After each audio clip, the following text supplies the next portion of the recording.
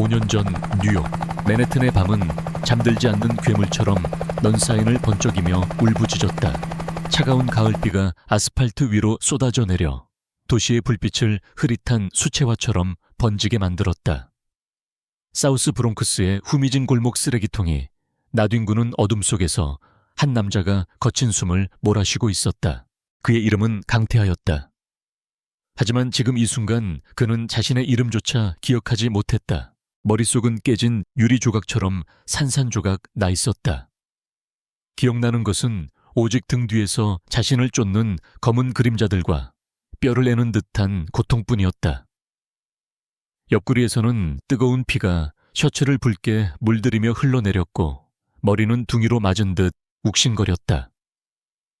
그는 빗물의 미끄러운 벽에 간신히 몸을 기댄 채 턱끝까지 차오른 숨을 골랐다. 누구지? 왜 나를 쫓는 거지?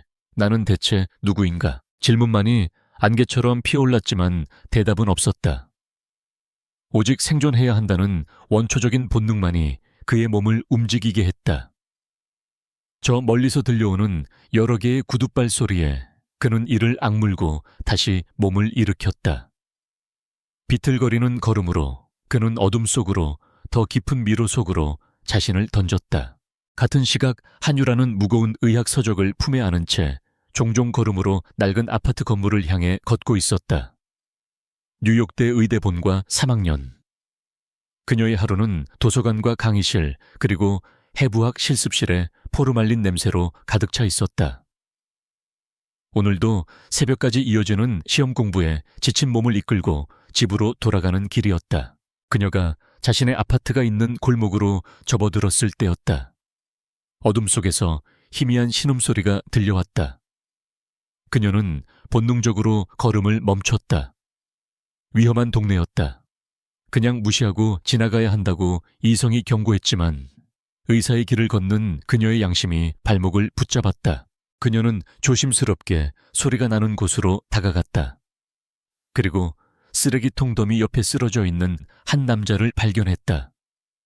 온몸이 흠뻑 젖은 채 피를 흘리고 있는 남자. 저기요? 괜찮으세요? 그녀가 영어로 묻자 남자는 힘겹게 고개를 들었다. 빗물에 젖은 머리카락 사이로 드러난 그의 얼굴은 창백했지만 그 이목구비는 놀라울 정도로 수려했다. 하지만 그의 눈은 길 잃은 아이처럼 공포와 혼란으로 가득 차 있었다. 그가 희미한 목소리로 중얼거린 것은 영어가 아니었다. 도망쳐야 해. 익숙한 한국어였다. 유라는 순간 망설였다. 낯선 남자를, 그것도 피를 흘리는 남자를 집으로 들이는 것은 미친 짓이었다. 하지만 그를 이대로 두면 과다출혈이나 저천증으로 죽을지도 몰랐다.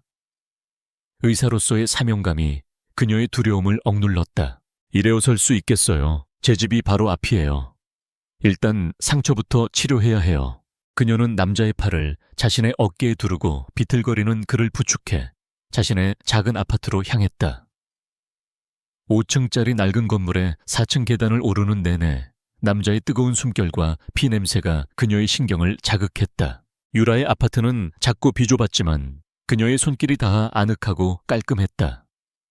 벽에는 해부학 도표가 붙어 있었고 책상 위에는 의학 서적들이 산처럼 쌓여 있었다.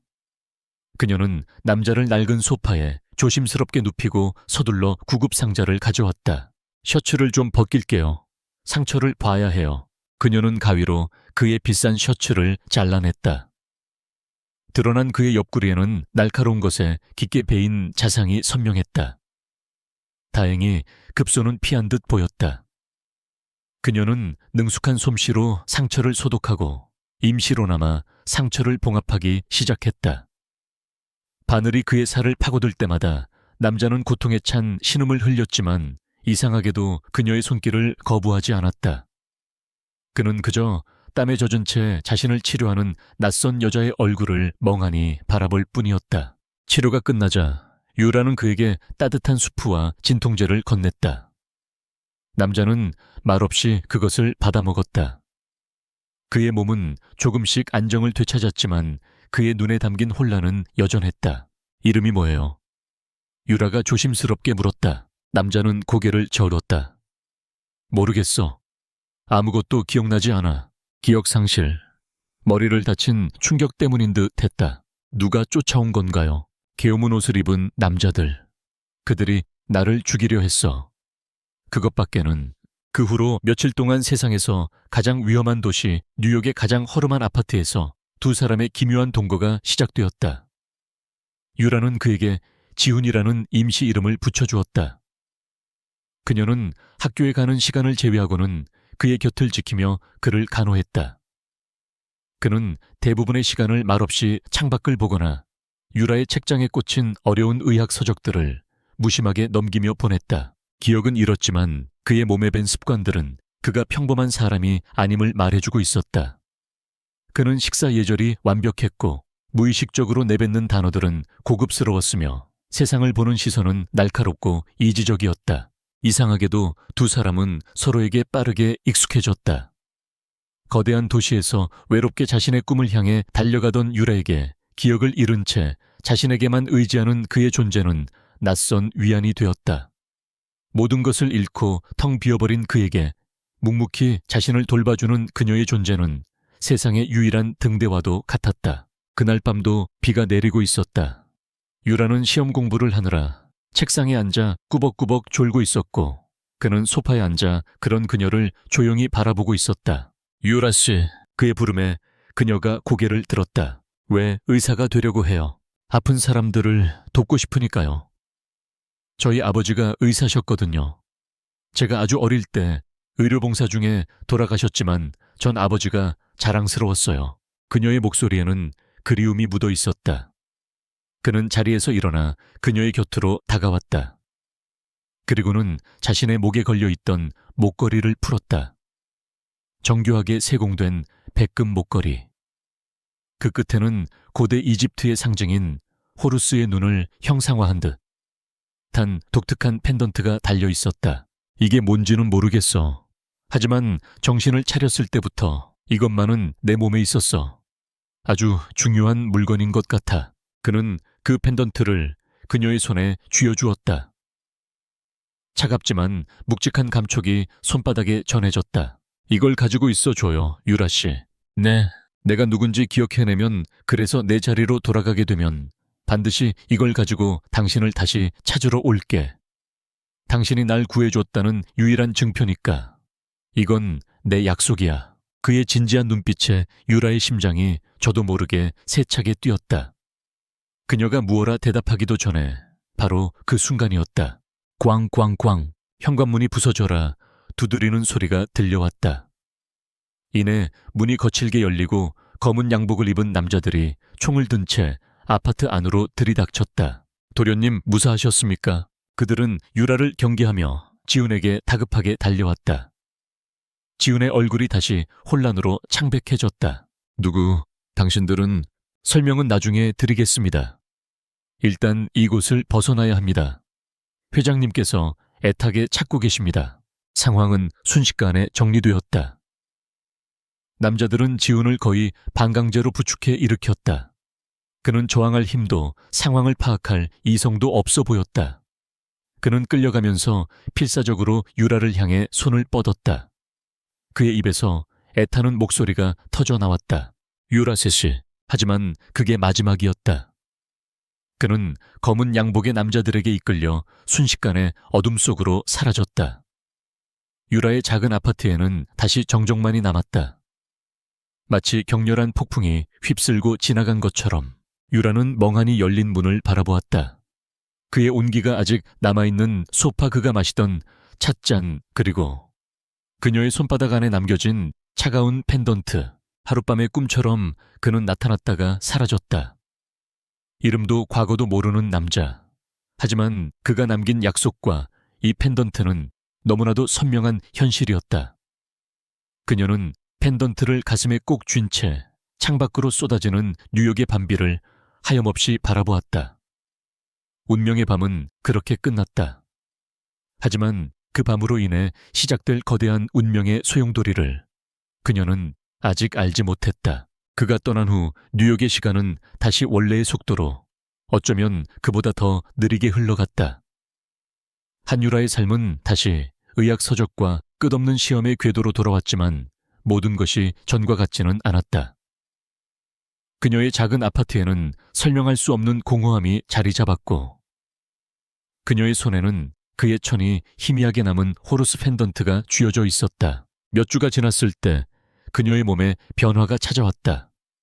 끊임없이 속이 메스꺼웠고 냄새에 극도로 예민해졌으며 지독한 피로감이 몰려왔다. 의대생인 그녀는 그 증상들의 의미를 모를 리 없었다.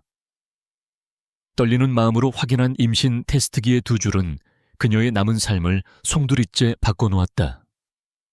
병원에서의 초음파 검사는 더 큰 충격을 안겨주었다. 축하합니다, 사모님. 일란성 쌍둥이네요. 쌍둥이. 그 짧은 만남이 남긴 기적 같은 선물이었다.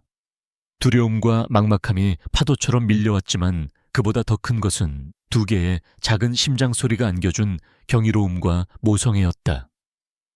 그녀는 더 이상 혼자가 아니었다. 이 아이들을 위해서라도 반드시 아빠를 찾아야만 했다. 그녀는 그가 떠나던 날 검은 양복의 남자들이 다급하게 내뱉었던 단어들을 기억해냈다. 은성그룹 회장님. 유라는 학교 도서관에 모든 데이터베이스를 뒤져 마침내 그의 정체를 알아냈다. 대한민국 재계서열 5위 안에 드는 거대 기업 은성그룹의 유일한 후계자 강태하. 신문 기사 속 그의 사진은 그녀가 기억하는 지은 운이 맞았지만 그의 눈빛은 기억 속에 혼란스럽고 따뜻했던 눈빛이 아닌 모든 것을 꿰뚫어 보는 듯한 차갑고 날카로운 기업가의 눈이었다. 유라는 서툰 한국어로 편지를 썼다. 뉴욕에서의 일과 뱃속의 아이들에 대해 그녀는 은성그룹의 뉴욕 지사와 서울 본사로 수십 통의 편지와 이메일을 보냈다. 하지만 돌아오는 것은 침묵뿐이었다. 마치 그녀의 존재가 처음부터 세상에 없었던 것처럼 그녀의 배가 점점 불러오던 어느 날, 절망에 지쳐가던 그녀에게 한 여자가 찾아왔다. 샤넬의 트위드 재킷을 우아하게 차려입고 에르메스 버킨백을 든 여자. 그녀는 자신을 강태하의 약혼녀 최유진이라고 소개했다. 유라 씨 맞죠? 태하 씨가 보냈어요. 유진의 목소리는 꿀처럼 달콤했지만 그녀의 눈빛은 교활하게 빛나고 있었다. 태하 씨, 지금 아주 복잡한 상황에 처해 있어요. 뉴욕에서의 일은 불의의 사고였고 그 후유증으로 기억이 온전치 않으세요. 가문 어른들의 압박도 심하고요. 그래서 직접 올 수가 없다고, 유라 씨와 아기들을 안전하게 보호해달라고 저에게 대신 부탁하셨어요. 유진은 완벽한 시나리오를 읊었다.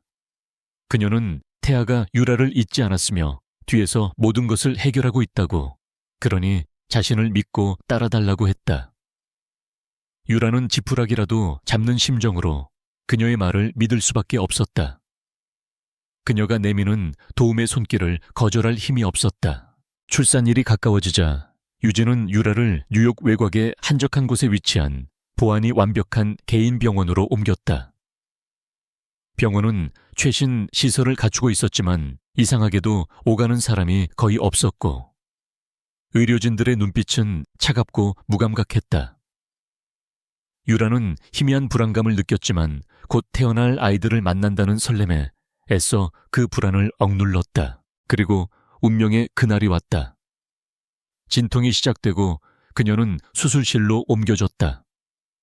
그녀는 당연히 자연분만을 원했지만 의사는 태아들의 안전을 위해 제왕절개가 필요하다며 그녀를 설득했다. 그녀가 마취에 대해 질문하자 의사는 산모와 아기의 안전을 위해 전신 마취가 가장 좋습니다 라는 알 수 없는 말을 하며 그녀의 팔에 주사기를 꽂았다. 차가운 액체가 혈관을 타고 퍼져나가는 것을 마지막으로 그녀의 의식은 깊은 어둠 속으로 가라앉았다. 얼마나 지났을까?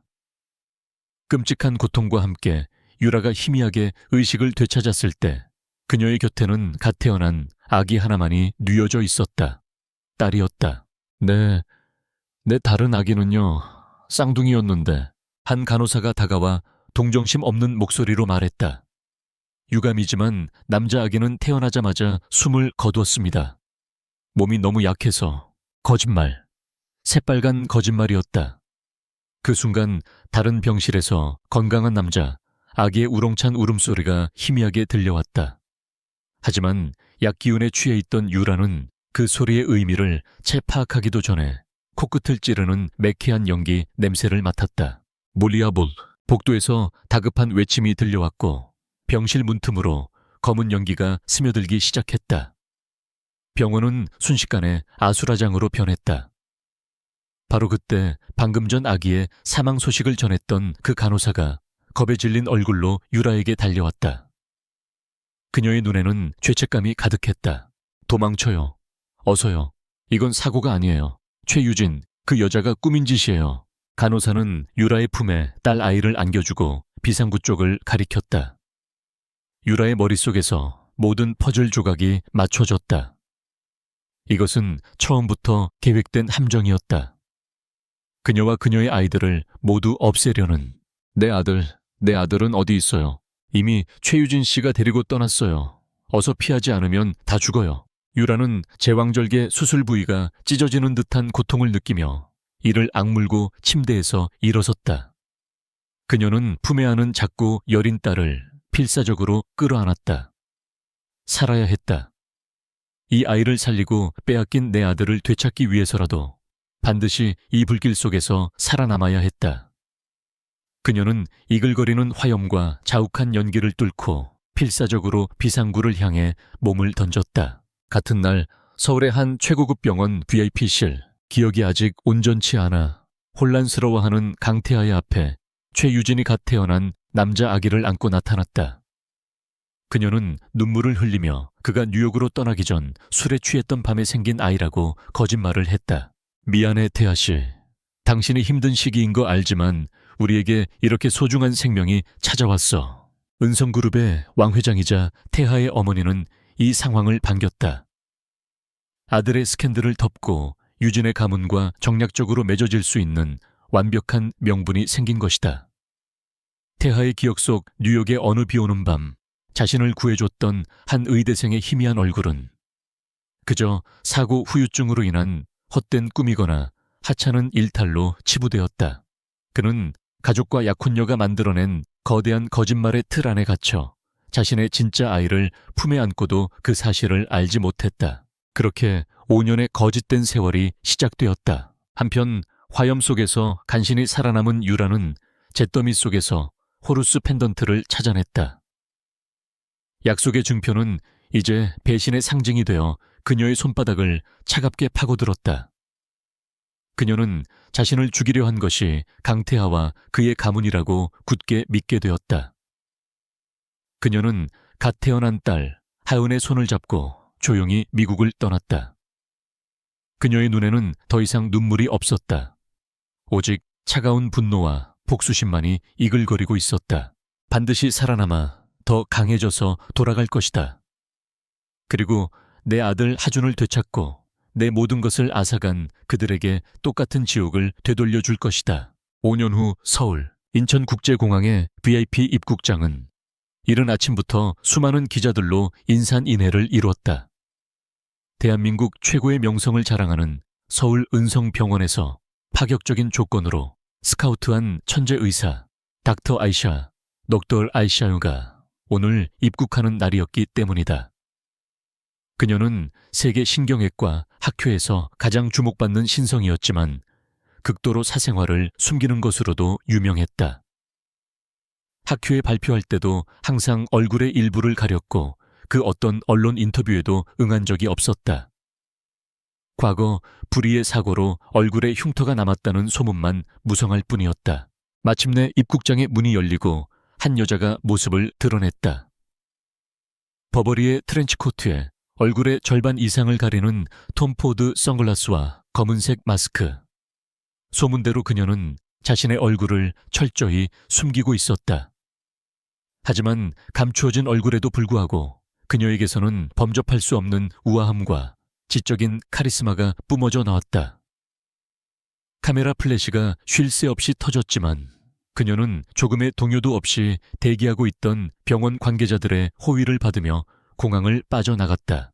그녀의 이름은 한유라였다. 강남의 한 최고급 레지던스.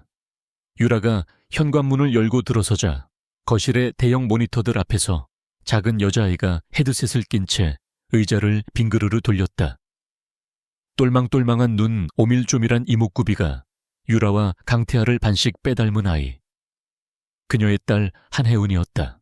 작전 개시 30분 전. 엄마 공항에서 언론 따돌리는 솜씨 아주 수준급이던데 5살이라고는 믿기지 않는 어른스러운 말투였다. 혜은은 지난 5년간 유라의 유일한 가족이자 복수를 위한 최고의 파트너였다. 아이는 엄마의 의학적 재능 대신 아빠의 천재적인 두뇌를 물려받은 듯 했다. 3살 때부터 코딩을 장난감처럼 가지고 놀던 아이는 이제 해커 파오파오라는 닉네임으로 다크웹에서 모르는 사람이 없는 존재가 되어 있었다. 우리 딸 도움이 없었다면 불가능했지. 유라가 미소 지으며 딸의 머리를 쓰다듬었다. 타겟 동선은 확보 완료.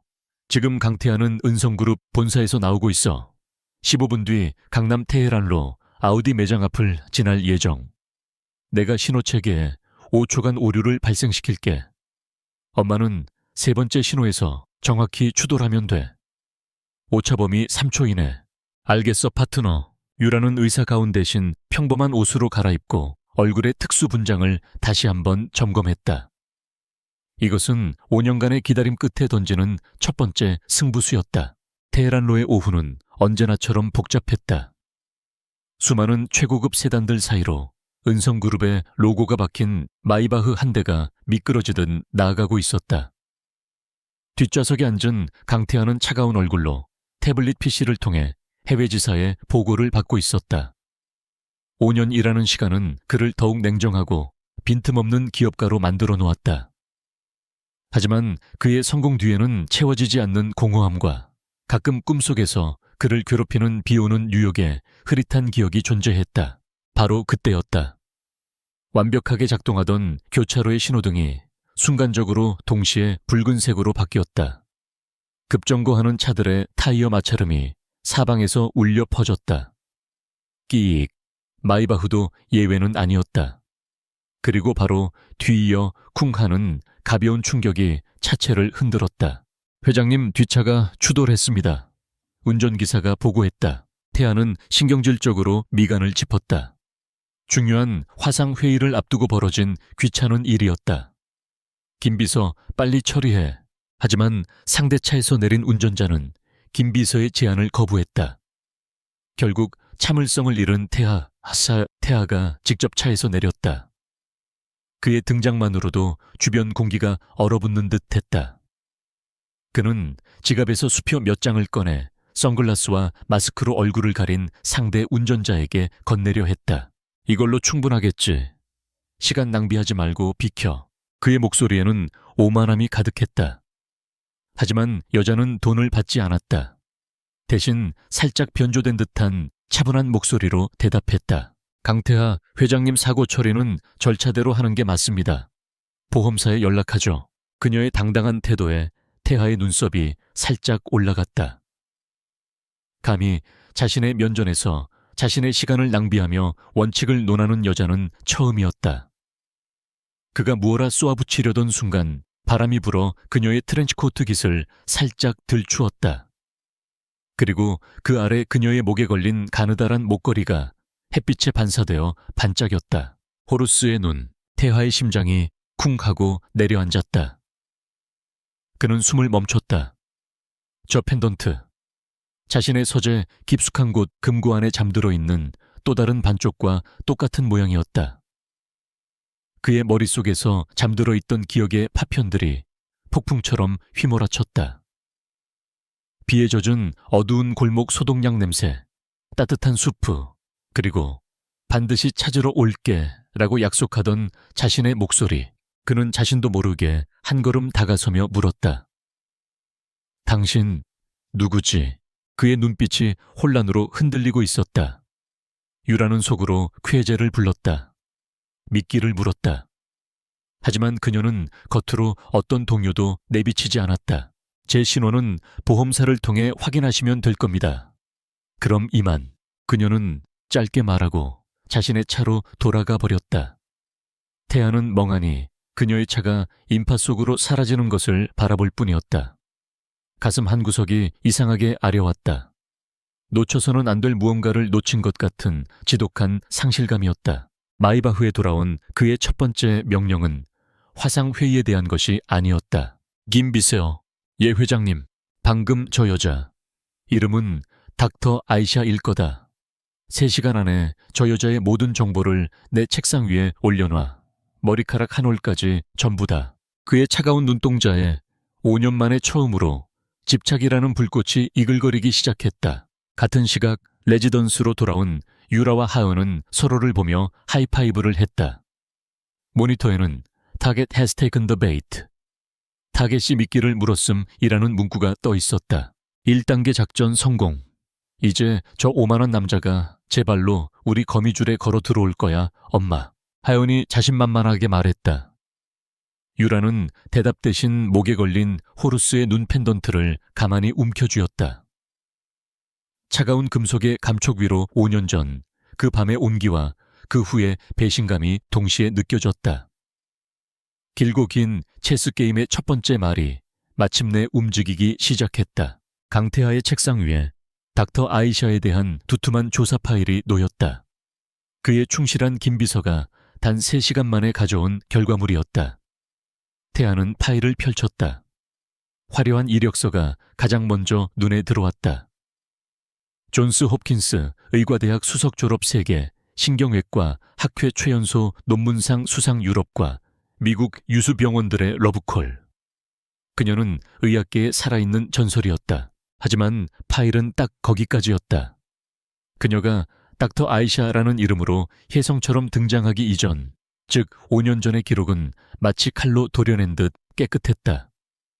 출생지, 가족관계, 학창시절. 그 모든 것이 정보 없음으로 처리되어 있었다. 누군가 의도적으로 그리고 아주 전문적으로 그녀의 과거를 지워버린 것이다. 흥미롭군. 태하의 입가에 차가운 미소가 걸렸다. 베일에 쌓인 여자, 그리고 자신의 기억 속 희미한 조각과 같은 펜던트를 가진 여자. 그의 승부욕이 자극되기 시작했다. 같은 시각 유라 역시 자신의 아들에 대한 조사 파일을 보고 있었다. 그녀의 파트너 하은이 은성그룹의 철통보안을 뚫고 빼내온 강하준의 비공개 의료 기록과 유치원 생활 보고서였다. 유라는 파일을 읽는 내내 심장이 도려내지는 듯한 고통을 느꼈다. 정서적 교감 능력 결여, 선택적 함구증 의심, 또래 집단과의 관계 형성 실패. 보고서의 모든 문장이 비수가 되어 그녀의 가슴에 박혔다. 파일에 첨부된 영상 속의 하준이는 텅 빈 저택에서 혼자 장난감을 늘어놓고 노는 그림자처럼 외로운 아이였다. 5년 전 자신의 품에서 빼앗겨야 했던 건강하고 사랑스러웠던 아들의 모습은 어디에도 없었다. 유라의 눈에서 분노의 불꽃이 타올랐다. 최유진. 그 여자는 자신의 아들을 육체적으로만 훔친 것이 아니었다. 아이의 영혼까지 서서히 죽이고 있었다. 그녀는 더 이상 지체할 수 없었다. 며칠 뒤 은성그룹 저택에는 새로운 가정교사에 대한 면접이 진행되고 있었다. 강하준의 상태가 좀처럼 나아지지 않자 왕 여사가 대한민국 최고의 아동심리치료사들을 수소문한 것이었다. 그리고 그 마지막 면접자로 닥터 아이샤가 나타났다. 왕 여사님, 그리고 강태하 회장님, 만나 뵙게 되어 영광입니다. 여전히 얼굴을 가린 모습이었지만 유라의 목소리는 자신감과 전문성으로 가득 차 있었다. 그녀는 하준의 상태에 대해 이미 모든 것을 알고 있다는 듯 정확하게 분석하고 자신만의 독창적인 치료 계획을 제시했다. 태아는 팔짱을 낀 채 날카로운 눈으로 그녀를 관찰했다. 이 여자 분명 어딘가 수상했다. 하지만 그의 아들을 고칠 수 있다는 그녀의 자신감은 지푸라기라도 잡고 싶은 그의 마음에 강한 파문을 일으켰다. 결국 그는 자신의 의심을 잠시 접어두고 그녀를 고용하기로 결정했다. 급여는 원하는 만큼 드리겠습니다. 단 조건이 있습니다. 한 달 안에 하준이의 입을 열게 만드시오. 그렇지 않으면 당신의 그 대단한 명성도 이 바닥에서 끝장나게 될 겁니다. 그렇게 유라는 5년 만에 자신의 아들이 살고 있는 적으로 가득 찬 성 안으로 제 발로 걸어 들어갔다. 하준과의 첫 만남은 아이의 넓고 삭막한 놀이방에서 이루어졌다. 하준이는 방 한가운데서 수백 개의 레고 블록을 의미 없이 쌓았다가 무너뜨리기를 반복하고 있었다. 방 안에 다른 어른들이 말을 걸어도 아이는 벽을 보고 말하는 것처럼 아무런 반응도 보이지 않았다. 유라는 다른 치료사들처럼 아이에게 다가가 억지로 말을 걸지 않았다. 그녀는 왕여사와 사용인들을 모두 방에서 내보냈다. 그리고는 하준이와 조금 떨어진 곳에 조용히 앉아 가방에서 똑같은 레고 블록을 꺼내 조립하기 시작했다. 그녀는 아무 말 없이 자신이 어릴 적 아이에게 불러주곤 했던 자장가를 나지막이 허밍했다. 섬집 아기 엄마가 섬 그늘에. 그 순간 하염없이 블록만 무너뜨리던 하준이의 작은 손이 멈칫했다. 아이는 천천히 고개를 돌려 자신처럼 블록을 조립하며 노래를 흥얼거리는 낯선 여자를 바라보았다. 아이의 텅 비어있던 눈동자에 아주 희미하지만 분명한 호기심의 빛이 떠올랐다. 아이는 잠시 망설이더니 자신이 가지고 있던 파란색 블록 하나를 그녀의 쪽으로 대구르르 굴려보냈다. 지난 몇 달간 그 어떤 치료색에도 마음을 열지 않았던 아이가 보인 첫 번째 소통의 신호였다. 유라는 터져 나오려는 눈물을 간신히 삼키며 미소를 지었다. 그녀는 대답 대신 자신의 노란색 블록을 아이의 쪽으로 굴려주었다. 그렇게 두 사람은 한마디 말도 없이 오직 블록만을 주고받으며 한참 동안 교감했다. 그 후 몇 주 동안 놀라운 변화가 일어났다. 유라는 하준이에게 말을 강요하지 않았다. 대신 그녀는 그림을 그리고 동화책을 읽어주고 함께 정원에서 흙장난을 하며 아이의 닫힌 세상 속으로 조용히 스며들었다. 그녀의 따뜻하고 꾸준한 노력에 하준이의 얼어붙었던 마음이 서서히 녹기 시작했다. 아이의 얼굴에 희미한 미소가 피어났고 마침내 어느 날 저녁 그녀가 읽어주던 동화책의 그림을 손가락으로 가리키며 아이는 아주 작은 목소리로 첫 단어를 내뱉었다. 사자. 그 모든 과정을 강태하는 자신의 서재에 있는 CCTV 모니터를 통해 숨죽인 채 지켜보고 있었다. 그는 충격에 휩싸였다. 대한민국 최고의 의사들도 실패했던 일을 저 정체불명의 여자가 단 몇 주 만에 해내고 있었다. 감사함과 동시에 그의 가슴 속에서는 정체를 알 수 없는 감정이 피어올랐다. 자신의 아들이 자신에게는 단 한 번도 보여주지 않았던 환한 미소를 저 여자에게 보여주는 순간 그는 이상하게도 화가 났다. 마치 자신의 가장 소중한 것을 빼앗기는 듯한 날카로운 질투심이었다. 그는 자신이 이 집의 주인이 아니라 저 두 사람의 세상 밖에 있는 이방인처럼 느껴졌다. 한편 혜은은 자신의 비밀 기지에서 이 모든 상황을 실시간으로 모니터링하고 있었다. 엄마 작전 순조로워. 더미데디, 더미댓가 엄마랑 하준이, 오빠 CCTV를 하루 종일 보고 있어. 질투심 유발 작전 효과 만점인데. 하연이 키득거리며 유라에게 메시지를 보냈다. 그날 밤 유라는 잠든 하준의 이마에 조심스럽게 입을 맞추고 이불을 덮어주었다. 아이는 편안한 얼굴로 잠들어 있었다. 그때 잠결에 뒤척이던 아이의 입에서 작은 잠꼬대가 새어나왔다. 여마. 그 한마디가 유라의 심장을 관통했다. 그녀는 터져나오는 울음을 참기 위해 입술을 깨물었다. 그녀가 조용히 방문을 닫고 나오려던 순간 복도 어둠 속에 서 있는 한 남자와 마주쳤다. 강태하였다. 그는 어느새 아이의 방문 앞까지 와 있었다. 그의 얼굴은 충격과 불신, 그리고 무언가 끔찍한 의심이 뒤섞인 복잡한 표정으로 굳어 있었다. 그는 방금 전 하준이가 내뱉은 그 한마디를 분명히 들은 것이었다. 진실의 씨앗이 마침내 그의 얼어붙은 마음속에 아주 작은 싹을 틔우기 시작했다. 최유진은 자신의 5년 공든탑이 모래성처럼 무너져 내리는 것을 느끼고 있었다. 그녀는 강태하의 옆자리를 차지하기 위해 자신의 청춘과 모든 것을 걸었다. 훔쳐온 아이 강아주는 그 계획의 가장 중요한 담보물이었다. 하지만 닥터 아이샤라는 정체불명의 여자가 나타난 후 모든 것이 어그러지기 시작했다. 그녀는 서재의 CCTV 모니터를 통해 유라와 하준이 함께 웃고 떠드는 모습을 지켜보았다. 하준이는 자신이 단 한 번도 본 적 없는 아이처럼 환한 미소를 짓고 있었다. 심지어 강태아의 시선마저 자신을 볼 때와는 다른 복잡 미묘한 감정으로 그 여자에게 향해 있었다. 질투심이 독사처럼 그녀의 심장을 휘감았다. 이대로 두었다가는 모든 것을 빼앗길 터였다. 그녀는 더 이상 기다릴 수 없었다. 최유진은 하준이의 비공개 의료 기록을 다시 한번 꼼꼼히 확인했다. 그리고 그녀의 눈이 한 항목에서 멈췄다. 특이사항 복숭아에 대한 급성 아나필락시스 쇼크 병력 있음. 완벽한 무기였다. 그녀는 저택의 주방장을 자신의 방으로 조용히 불렀다. 주방장은 몇 년 전 아들의 도박빚을 유진이 해결해 준 적이 있어 그녀에게 절대적으로 충성했다. 내일 오후 하준이의 간식으로 과일 타르트를 준비해줘. 네, 아가씨. 그리고 닥터 아이샤가 직접 아이에게 간식을 건네주도록 해. 내가 그렇게 시켰다고 하고. 유진은 작은 유리병을 주방장에게 건넸다. 그 안에는 투명한 액체가 담겨 있었다.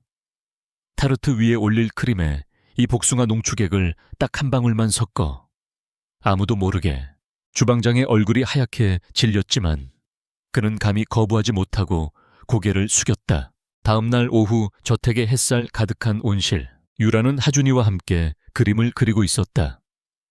하준이는 이제 제법 긴 문장으로 자신의 생각을 표현할 줄 알게 되었다. 아이샤 선생님, 이건 아빠 사자예요.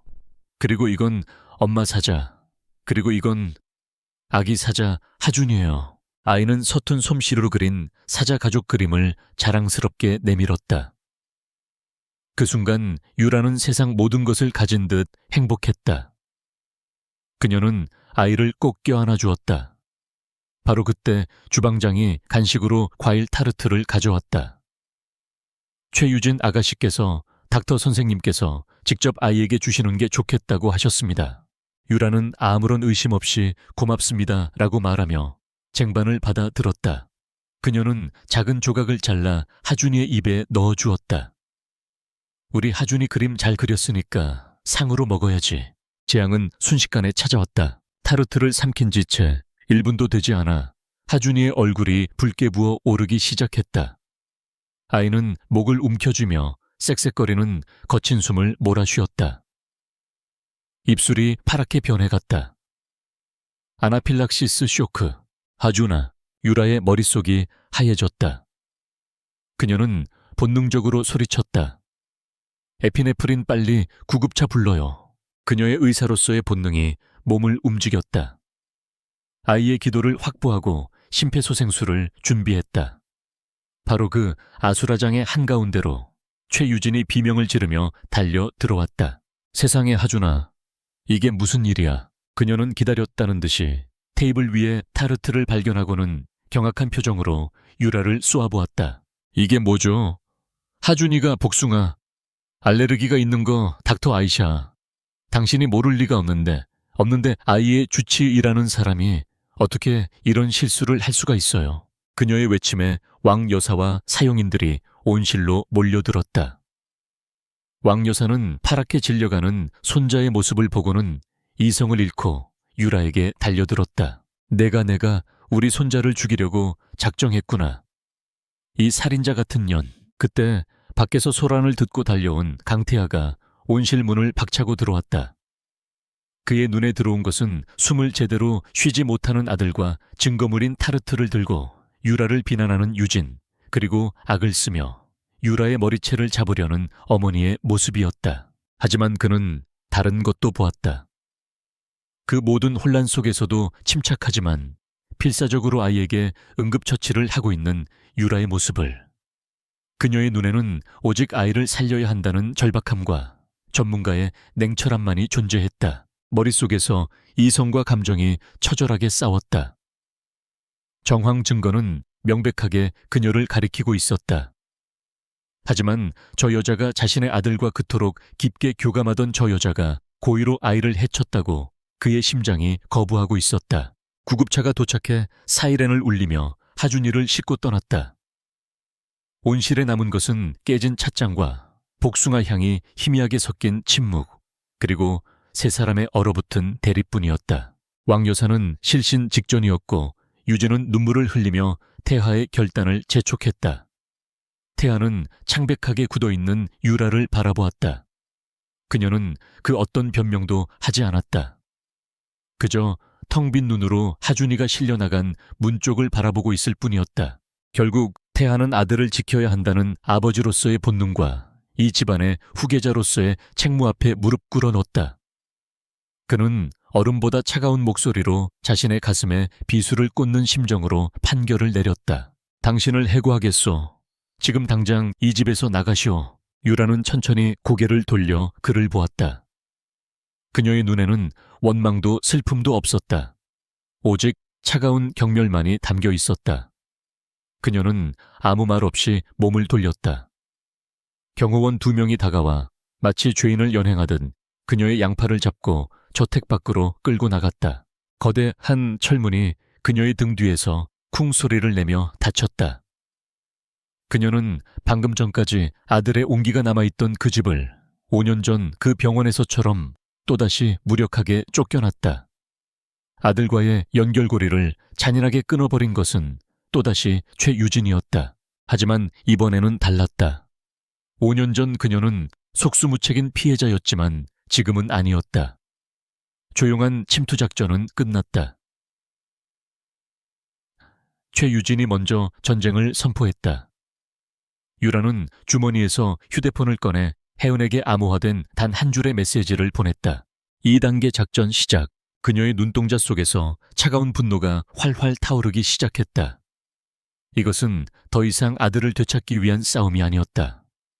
자신의 모든 것을 걸고 적들의 숨통을 끊어놓기 위한 전면전의 시작이었다.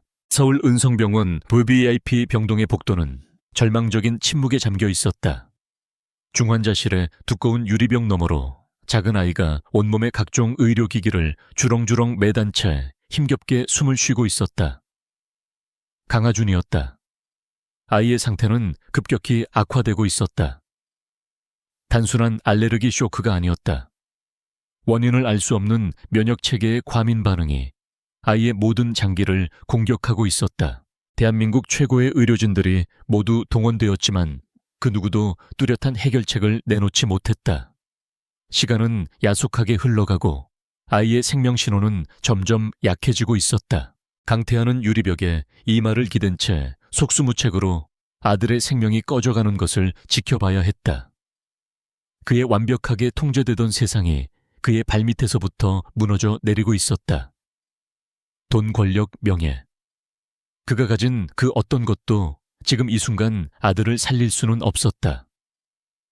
왕 여사는 이미 실신하여 다른 병실에 누워 있었고 최유진은 그의 곁에서 눈물을 흘리며 그를 위로하는 척했지만 그녀의 눈빛 속에는 아이가 이대로 죽어버리기를 바라는 악독한 기원이 서려 있었다.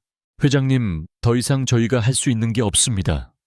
마음의 준비를 하셔야 할 것 같습니다. 병원장의 사형 선고와도 같은 말에 태하의 눈앞이 캄캄해졌다. 바로 그 순간 그의 뇌리에 번개처럼 한 사람의 얼굴이 스쳐 지나갔다.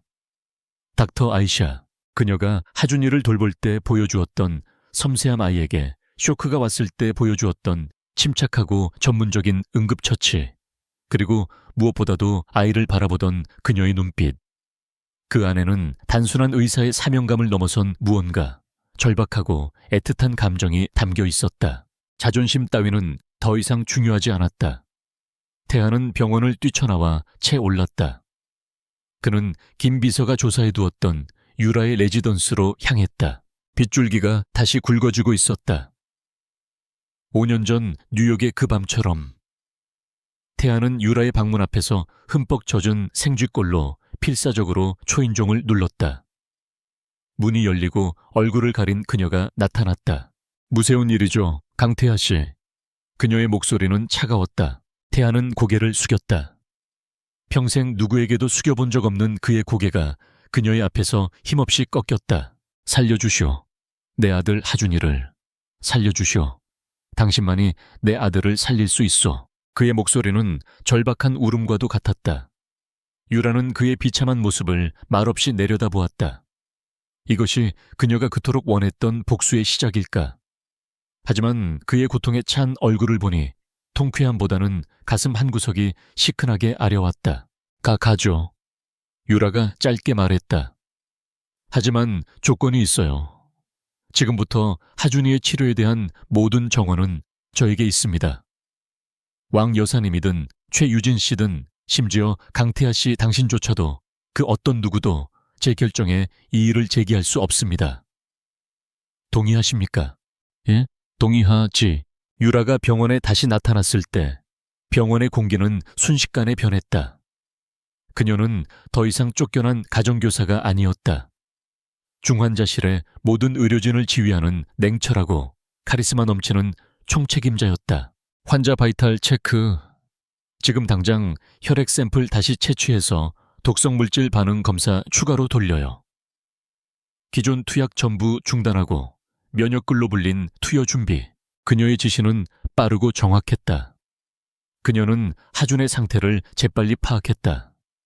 이것은 단순 쇼크가 아니라 복숭아 추출물과 함께 투여된 미지의 독성물질이 일으킨 사이토카인 폭풍이었다.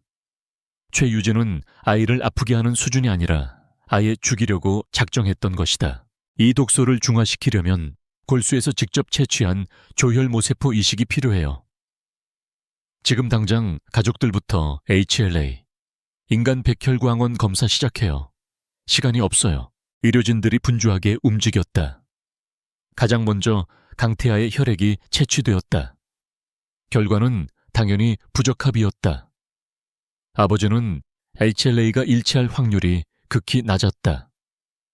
이제 남은 희망은 어머니인 최유진뿐이었다. 유진은 마지못해 채혈에 응했다. 그녀는 자신이 친모가 아니라는 사실이 밝혀질까봐 두려웠지만 이 상황에서 거부할 수는 없었다. 잠시 후 그녀의 검사 결과가 중환자실 통제센터의 메인 모니터에 떠올랐다. 초의 유진, HLA 불일치, 친자관계 성립 안함. 어떻게... 내가 엄만데 어째서...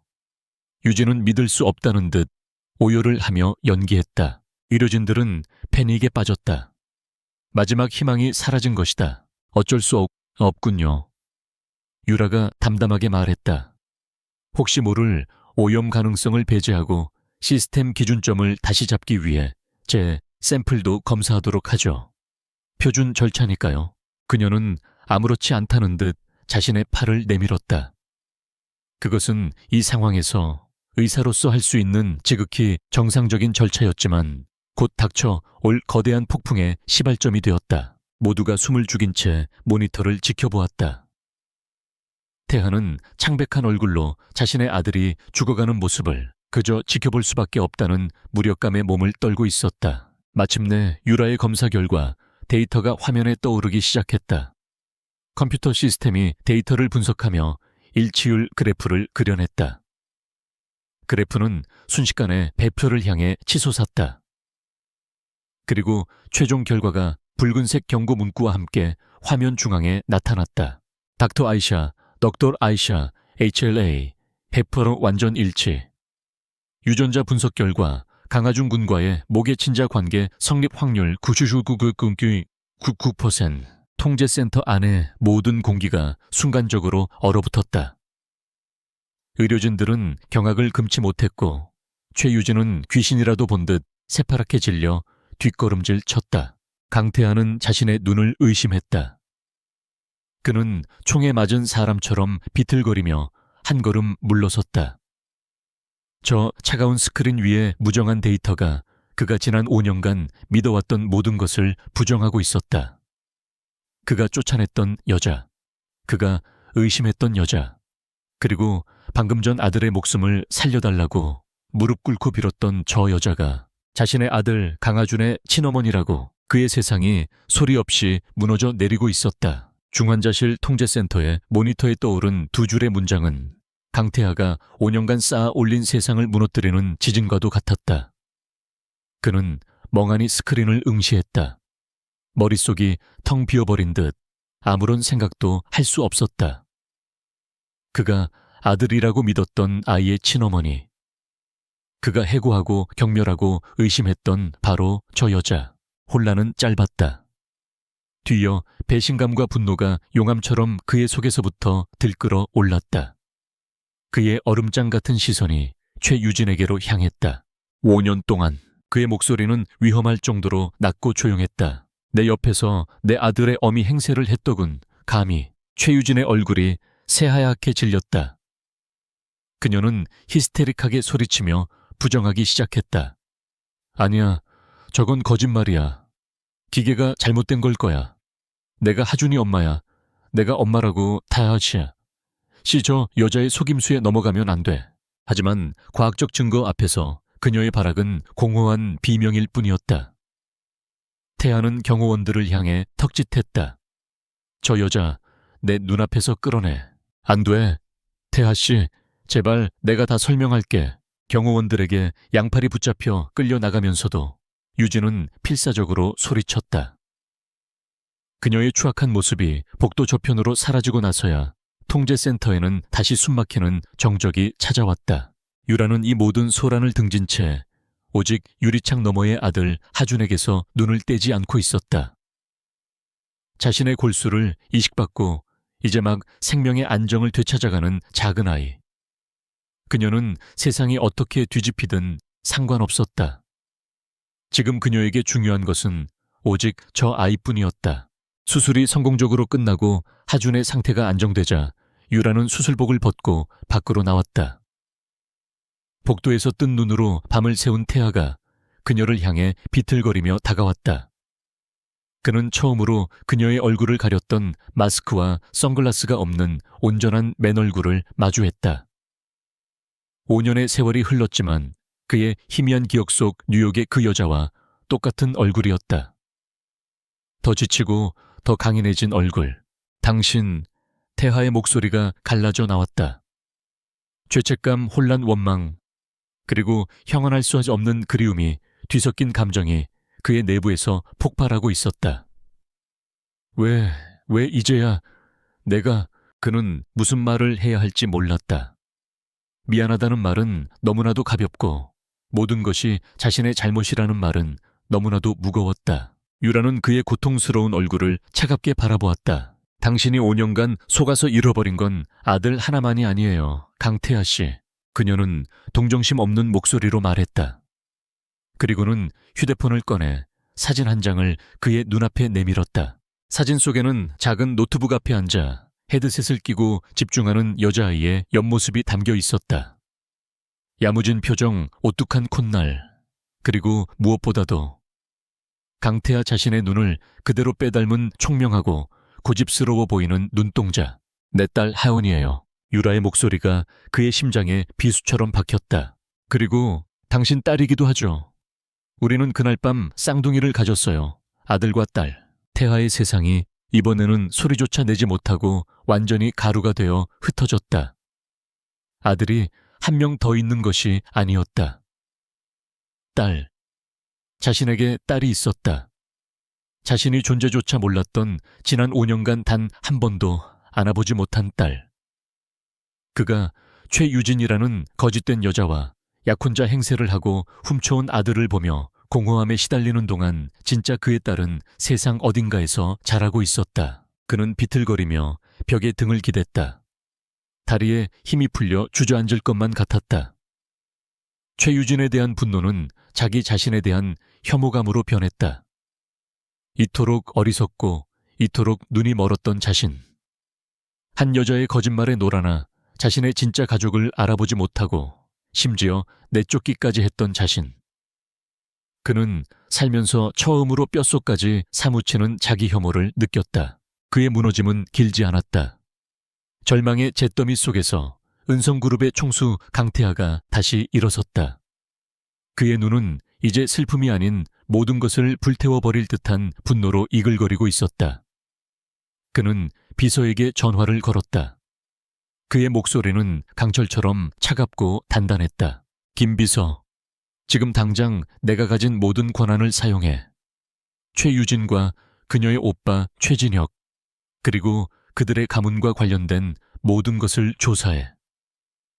5년 전 뉴욕에서 있었던 나의 피습 사건, 유진 바이오 소유의 개인 병원에서 있었던 화재 사건 관련된 모든 인물과 자금 흐름까지, 먼지 한 톨까지 남김없이 털어내. 내 모든 걸 걸어서라도 그들을 지옥으로 보내버릴 거야. 전화를 끊은 그는 다시 유라를 바라보았다. 그의 눈에 서렸던 오만함과 냉정함은 사라지고 오직 처절한 후회와 간절함만이 남아있었다. 그의 목소리가 희미하게 떨렸다. 내 딸, 하은이. 그는 차마 말을 잇지 못하고 애타는 눈으로 그녀를 바라보았다. 그 눈빛은 내 딸을 보여달라 하는 명령이 아니었다. 제발 내게 딸을 만날 자격을 달라는 애처로운 탄원이었다. 5년간의 거짓 위에 세워졌던 성이 무너진 폐허 속에서 진짜 가족을 되찾기 위한 그의 처절한 첫걸음이 이제 막 시작되고 있었다. 강태하의 분노는 조직적이고 파괴적인 힘을 가진 태풍과도 같았다. 은성그룹의 심장부 전략기획실 산하의 특별팀 에코원, 에코우1, 이 5년 만에 소집되었다. 그들은 은성그룹의 그림자이자 가장 날카로운 창이었다. 김 비서의 지휘 아래 전직 국정원 요원, 최고의 화이트 해커, 그리고 국제 변호사들로 구성된 팀은 5년 전의 기록들을 샅샅이 파헤치기 시작했다. 그들의 첫 번째 목표는 최유진이었다. 그녀의 모든 금융거래 통신기록 행적이 낱낱이 분석되었다. 곧이어 의미 있는 연결고리가 발견되었다.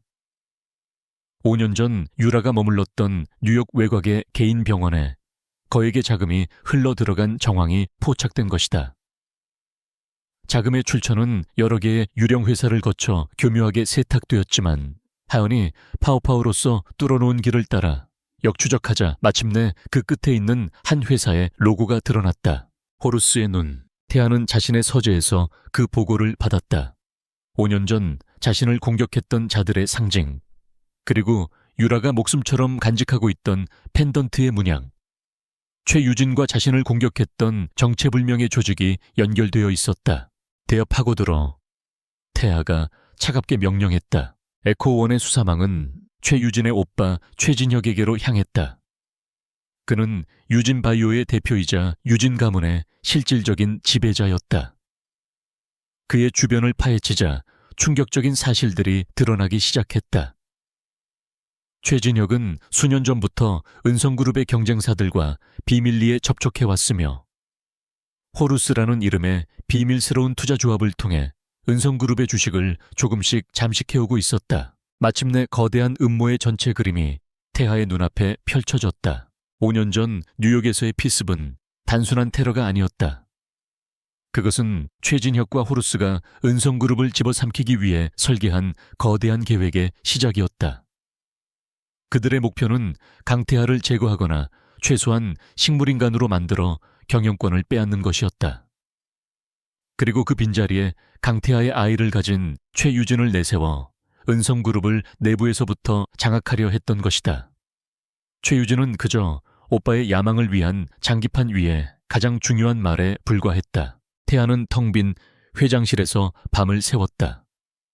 자신의 인생을 송두리째 뒤흔든 그 모든 비극이 한낱 기업 사냥을 위한 비정한 계략이었다는 사실에 그는 허탈한 웃음을 터뜨렸다. 이것은 더 이상 개인적인 배신에 대한 복수가 아니었다. 은성그룹의 모든 것을 건 전면전이었다. 태하의 방역이 시작되자 호루스 역시 즉각적으로 움직였다. 은성그룹의 주가가 원인 모를 루머로 폭락하기 시작했고 5년 전 병원 화재 사건의 핵심 증인이었던 간호사가 해외에서 변사체로 발견되었다. 심지어 어느 날 밤 퇴근하던 태하의 차를 대형 덤프트럭이 덮치려는 아찔한 사고까지 발생했다. 김 비서의 빠른 판단이 아니었다면 그는 목숨을 잃었을지도 몰랐다. 적은 이제 그림자 속에 숨어있지 않고 노골적으로 이빨을 드러내고 있었다. 그 모든 소용돌이의 중심에서 유라는 병원의 하준이 곁을 지키고 있었다. 아이는 기적적으로 건강을 회복하고 있었지만 아직 심리적인 안정이 필요했다. 태아는 매일 밤 병원을 찾아왔다.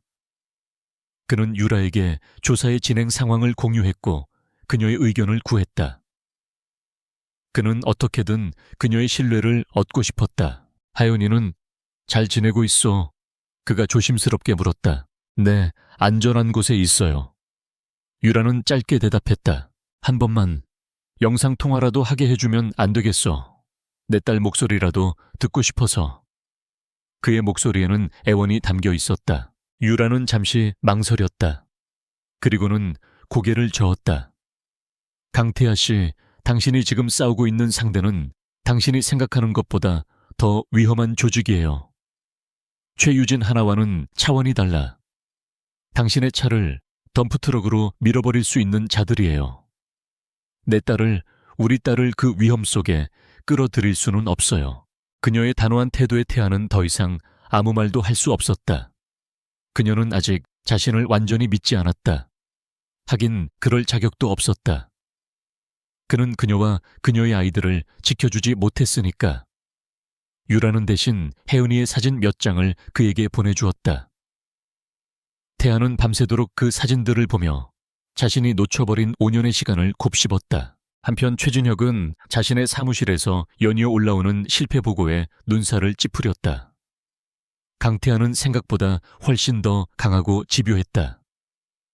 증인들은 제거되었지만 그는 멈추지 않고 계속해서 자신의 목을 향해 수사망을 좁혀오고 있었다. 이대로 가다가는 공멸할 뿐이었다.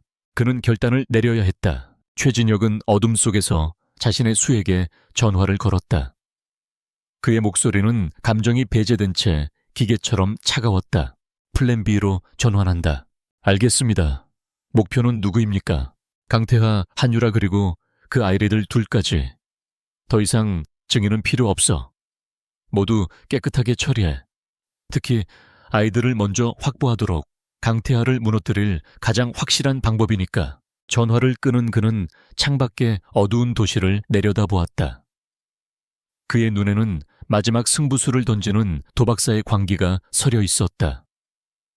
평화로운 시간은 끝났다. 끝났다.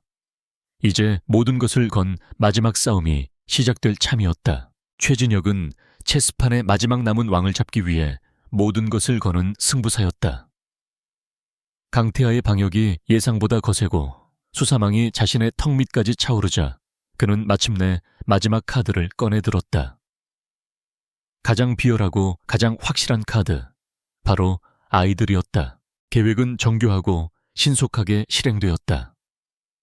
그날 오후 하준이 입원한 은성병원에 갑작스러운 화재 경보가 울렸다. 병원 전체가 혼란에 빠져 의사와 간호사들이 환자들을 대피시키는 사이 의사 가운을 입은 호루스의 조직원 2명이 하준의 병실에 침투했다. 아이가 저항할 새도 없이 약물이 묻은 손수건이 아이의 입과 코를 막았다. 같은 시각 유라와 하은이 머물던 강남의 레지던스에도 정전이 찾아왔다. 모든 보안 시스템이 무력화된 틈을 타 그림자 같은 괴한들이 순식간에 집안으로 들이닥쳤다. 혜은은 천재 해커였지만 결국 5살짜리 어린아이에 불과했다.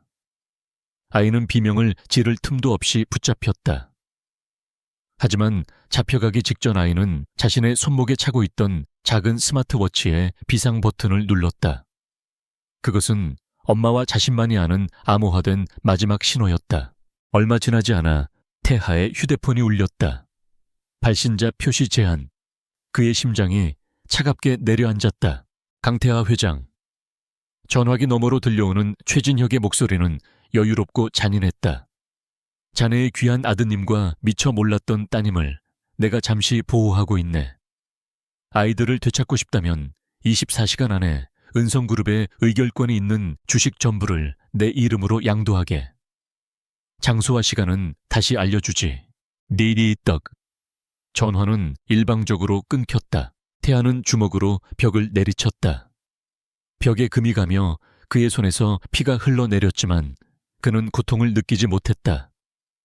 그 순간 병원에서 달려온 유라가 그의 사무실 문을 열고 들어왔다. 그녀의 얼굴은 핏기 없이 하얗게 질려 있었다. 하준이가 사라졌어요. 하연이도 그놈들 손에 넘어갔어. 두 사람은 망연자실한 채 서로를 마주 보았다. 절망적인 상황. 하지만 그들의 눈에는 무력감 대신 자식을 잃은 부모의 맹렬한 분노와 결의가 불타오르고 있었다. 처음으로 그들은 온전한 한 팀이 되었다. 최진혁, 그가 원하는 건 은성그룹이야. 아이들을 순순히 돌려줄 리가 없어. 이건 함정이야.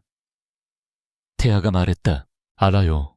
그래서 우리에겐 우리만의 계획이 필요해요. 유라의 목소리는 놀랍도록 침착했다. 바로 그때 그녀의 보안 휴대폰에 짧은 신호가 들어왔다. 혜은이가 마지막으로 보낸 암호화된 데이터였다. 그것은 단순한 위치 정보가 아니었다. 인천항 근처의 폐창고 단지 지도와 특정 창고의 내부 구조도, 그리고 아킬레스건이라는 짧은 메시지였다. 하연이가 길을 열어줬어요. 유라의 눈에 희미한 희망이 어렸다. 그들은 밤새 작전을 세웠다. 태아는 에코원 팀을 소집해 창고 주변에 병력을 배치했고, 유라는 최진혁이 사용할 가능성이 있는 모든 종류의 마취제와 독극물에 대한 해독제를 준비했다. 혜은이가 남긴 아킬레스건이라는 메시지를 토대로 그들은 최진혁의 계획에 분명 허점이 있을 것이라 확신했다. 약속 시간, 인천항에 버려진 7번 창고. 음산한 바닷바람이 낡은 철판 벽을 스치며 괴기한 소리를 냈다. 창구 안 최진혁은 의자에 묶여있는 하준과 하연을 내려다보며 만족스러운 미소를 짓고 있었다. 강태하가 도착해 했습니다. 부하의 보고에 그는 고개를 끄덕였다. 창고의 거대한 문이 열리고 태아가 홀로 안으로 걸어 들어왔다. 그는 양손을 들어 보이며 자신이 비무장 상태임을 알렸다. 아이들은 무사한가? 아직은 주식량도 계약서에 서명하고 모든 절차가 끝나면 생각해보지. 진혁이 비열하게 웃었다. 태아는 그의 요구대로 변호사가 준비해온 서류에 서명을 하기 시작했다. 하지만 그것은 시간을 벌기 위한 연극이었다. 유라와 김비서는 창고 밖의 이동식 지휘 차량에서 드론을 통해 내부 상황을 실시간으로 지켜보고 있었다. 혜은이는 엄마의 계획대로 잡혀오기 전 몰래 삼켰던 초소형 위치 추적기를 통해 계속해서 신호를 보내고 있었다. 바로 그 순간 유라가 헤드셋에 나지막이 명령했다. 지금이야. 배영. 창고의 조명 일부가 스파크를 튀기며 터져나갔다.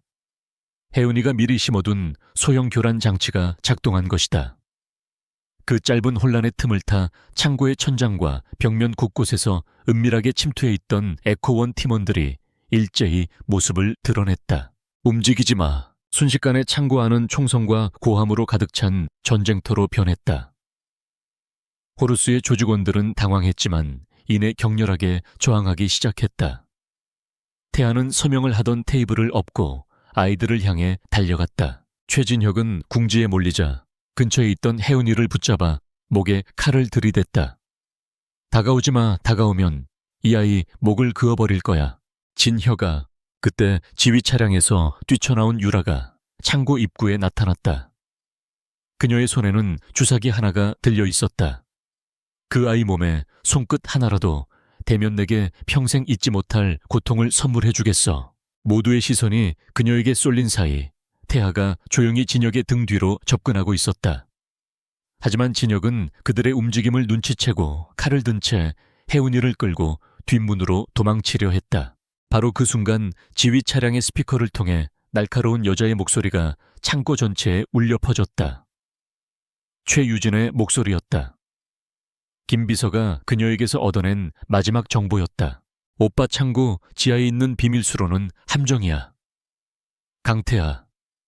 아버지가 20년 전에 막아버렸어. 아킬레스건. 혜은이가 말했던 것이 바로 이것이었다. 최진혁의 유일한 퇴로라고 믿었던 곳이 실은 막다른 길이었던 것이다. 유진의 배신에 잠시 당황한 사이 태아가 진혁을 덮쳤다. 두 남자의 격렬한 몸싸움이 벌어졌다. 진혁은 궁지에 몰리자 품에서 작은 권총을 꺼내 태아를 향해 겨누었다. 당! 총성이 울렸다. 하지만 총알은 태아가 아닌 그를 감싸 안은 유라의 어깨에 박혔다. 그녀는 아이들에게 향하던 진역을 막아서기 위해 몸을 던졌던 것이다. 유라야, 태하의 절규와 함께 에코원 팀원들이 진역을 덮쳐 그를 완전히 제압했다. 모든 것이 끝났다. 사이렌 소리가 멀리서부터 다가오고 있었다. 하준과 혜우는 겁에 질려 울면서도 다친 엄마에게로 달려왔다. 태아는 피를 흘리는 유라를 부축하며 그녀의 찢어진 어깨를 필사적으로 지혈했다. 괜찮소. 내가 있소. 이제 다 끝났어. 그는 미친 사람처럼 중얼거렸다. 유라는 고통 속에서도 안전하게 자신의 품에 안긴 두 아이와 자신을 걱정하는 그의 눈빛을 보며 희미하게 미소 지었다. 길고 길었던 외부와의 전쟁은 끝났다. 그들의 눈빛이 허공에서 마주쳤다. 그 안에는 안도감과 함께 겪은 트라우마와 그리고 말로 표현할 수 없는 깊은 유대감이 담겨 있었다. 총성이 멎고 지독했던 악몽이 끝난 후의 시간은 아주 더디게 그리고 어색하게 흘러갔다. 최진혁과 호루스 조직은 법의 심판을 받았다. 최유진 역시 오빠의 범죄에 협력하고 아동을 유괴한 죗값을 치르게 되었다. 신문과 방송은 연일 대한민국을 뒤흔든 재벌가의 추악한 스캔들에 대해 떠들어댔지만 정작 그 폭풍의 중심에 있었던 네 사람에게는 고요한 침묵만이 감돌았다. 강태하는 은성그룹 회장 자리에서 물러났다. 그는 전문 경영인에게 모든 것을 맡기고 오직 가족을 되찾는 일에만 전념하기 시작했다. 그들은 차가운 은성 저택을 떠나 따뜻한 햇살이 드는 한적한 교회의 집으로 거처를 옮겼다. 하지만 물리적인 공간이 가까워졌다고 해서 5년의 시간 동안 파여버린 마음의 거리가 쉽게 좁혀지는 것은 아니었다. 새로운 가족의 아침은 언제나 서툴고 어색했다. 태아는 평생 해본 적 없는 요리를 하겠다며 주방을 엉망으로 만들었고 혜은이는 아빠가 태운 토스트를 보며 한숨을 쉬었다. 하준이는 잃어버렸던 엄마와 새로 생긴 동생 사이에서 어쩔 줄 몰라 했고 유라는 이 모든 풍경을 지켜보며 애써 미소를 지었다. 특히 태에게는 매일이 시험이었다. 그는 하준이에게는 좋은 아빠가 되고 싶었지만 어떻게 놀아줘야 할지 몰라 최고급 장난감만 사다 안겼다. 하준이는 장난감보다 아빠와의 캐치볼을 더 원한다는 사실을 그는 알지 못했다. 그는 천재 해커인 딸 혜은이와 친해지고 싶어 최신형 컴퓨터를 선물했지만 혜은이는 아저씨, 이 구형 모델로는 우리 엄마 회사 방화벽도 못 뚫어요 라며 시크하게 거절했다. 그는 좌절했지만 포기하지 않았다. 그는 서툰 솜씨로 다시 요리를 배웠고 하준이와 함께 유치한 만화 영화를 보며 웃는 법을 익혔으며 밤새 공부하여 하연이가 사용하는 프로그래밍 언어를 배우려 노력했다. 돈과 권력으로 모든 것을 해결하던 강태하는 한 여자와 두 아이 앞에서 처음으로 노력이라는 것을 배우고 있었다. 유라의 마음도 편치만은 않았다.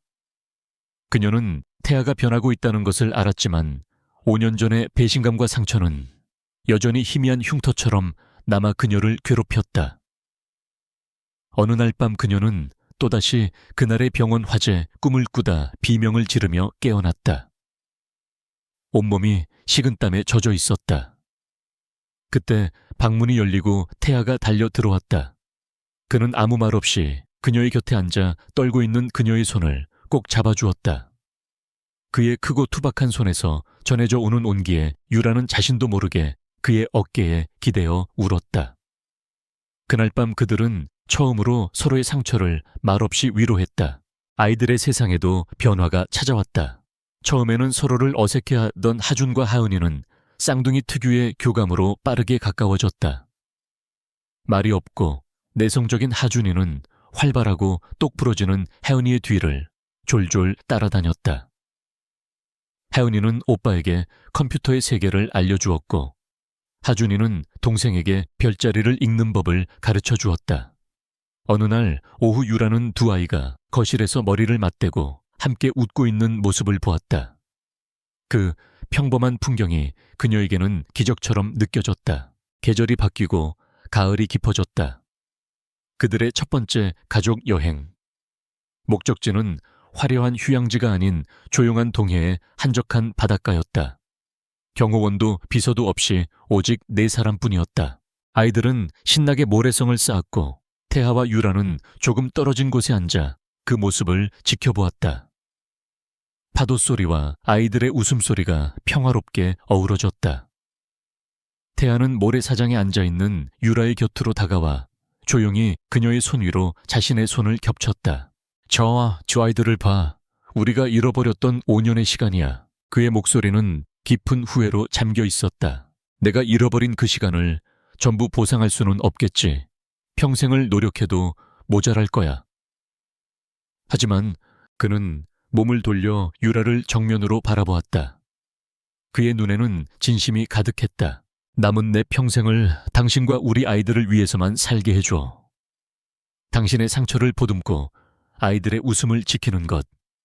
그것만이 내가 살아갈 유일한 이유가 되게 해줘. 그것은 청혼이 아니었다. 그의 남은 생을 건 진실한 서약이었다. 유라는 그의 눈을 한참 동안 바라보았다. 그리고는 아주 오랜만에 그녀의 얼굴에 환한 미소가 피어올랐다. 과거의 상처와 분노가 파도에 씻겨나가고 그 자리에 새로운 희망과 신뢰가 차오르는 그런 눈부신 미소였다. 우리 다시 시작해요.